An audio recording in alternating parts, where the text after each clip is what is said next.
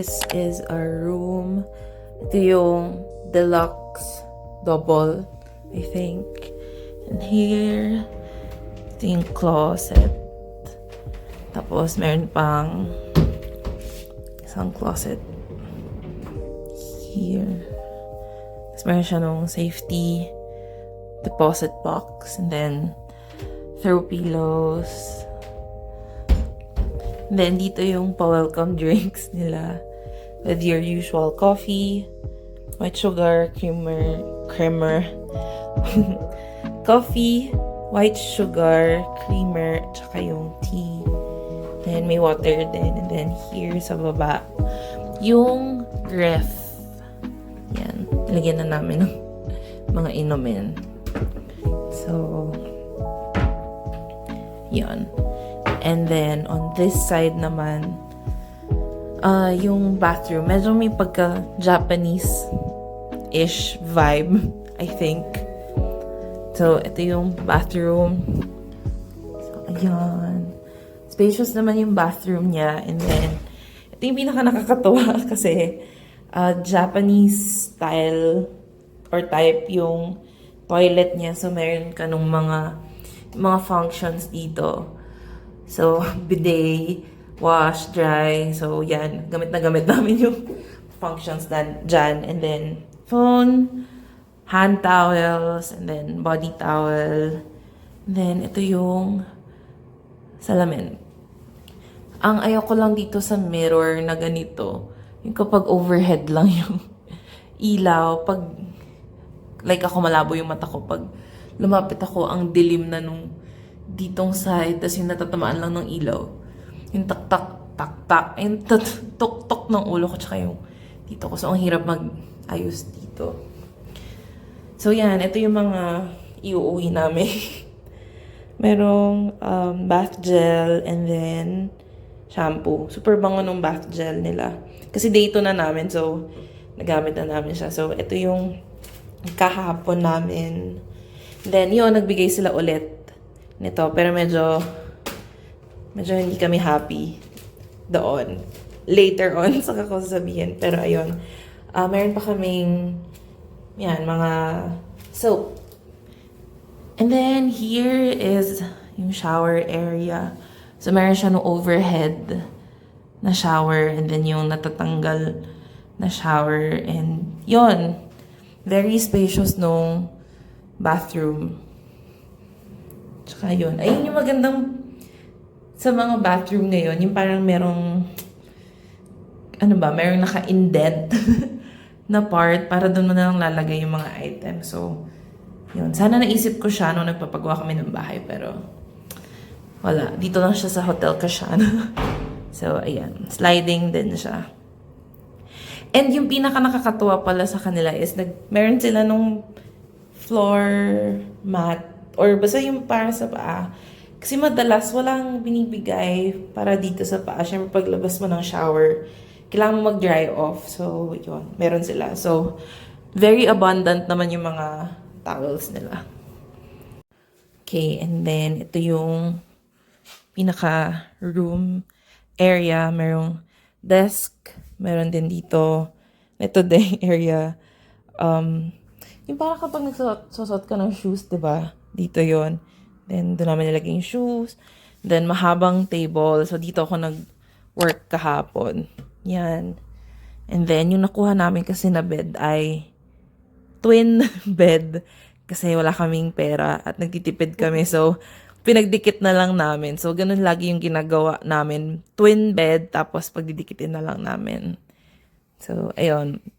And then, yung maganda pa sa kanila, meron silang mga bedside outlets. And then, meron ding controls for the lights. Tapos, meron kasamang air purifier. So, ayan, may chair ulit. And then, table. Look ng room from this side. So, yun. And then, ito naman yung balcony. So, yan.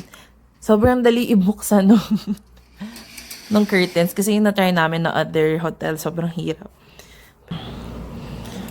So, ito yung balcony. Actually, ang laki nung balcony area niya. So, ayan, if gusto niyo kumain or mag-inom. Pero, wala siyang view. Ayan, hala, pareho kami ng damit. Shucks, yun din ata yung damit ko kahapon. Anyway, ayan, ito yung view niya malapit sa Zilog. Sa top silugan ni Zilong. So, ayun, and then ito yung view mo. Ayun. Yan, dahil nagtitipid nga kami, hindi namin kinuha yung may view ng pool. So, ayun, medyo weird lang kasi pagbalik namin dito, ayos na lahat. So, naglinis sila, nagpalit sila ng toiletries at nagbigay sila ng mga bagong freebies. Freebies. Yung mga pasalubong sa magulang.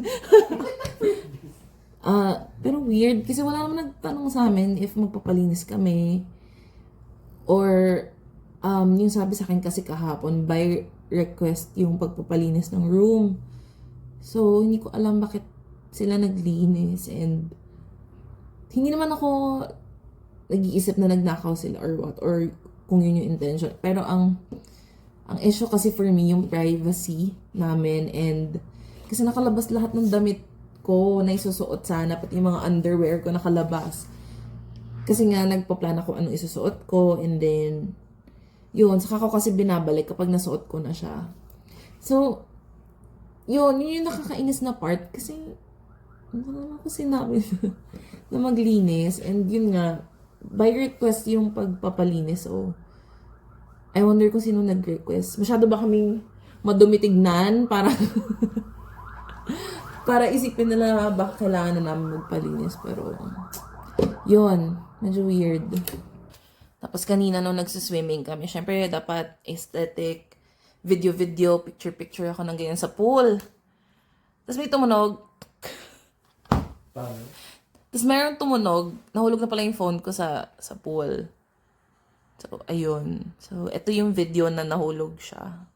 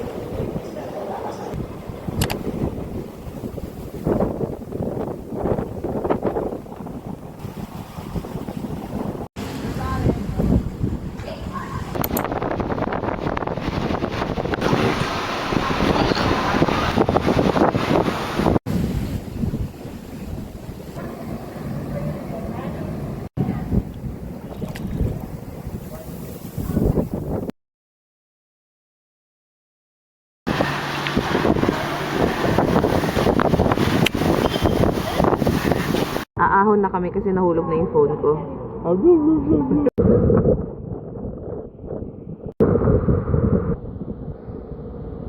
So, ayun. Ang ginawa ko, pinatay ko na lang muna siya. And then, after a few minutes, binuksan ko siya. Tapos biglang, ang tagal niya mag-open. Hindi siya nag-open agad. Tapos yun, nag-optimize pala siya ng apps. Pero, scary. Kasi yung sa speaker din, parang nagkaroon ng water. So, meron yun sa YouTube yung parang sound para to release the water from your speaker. So, yun, effective naman siya. Uulitin ko bang mag-video at mag-picture sa pool? Malamang. Matatakot ba ako? Sakto lang. Kukuha ba ako ng Samsung Care next time? Most likely, oo. Para pwede kong ihulog lang yung phone ko.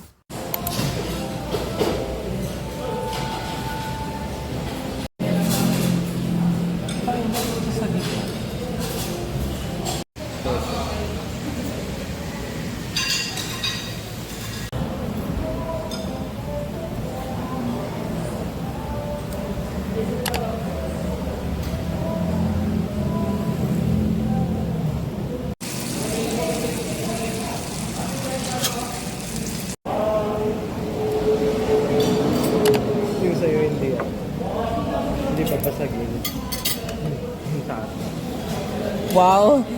Best sabaw ng bulalo kasi libre.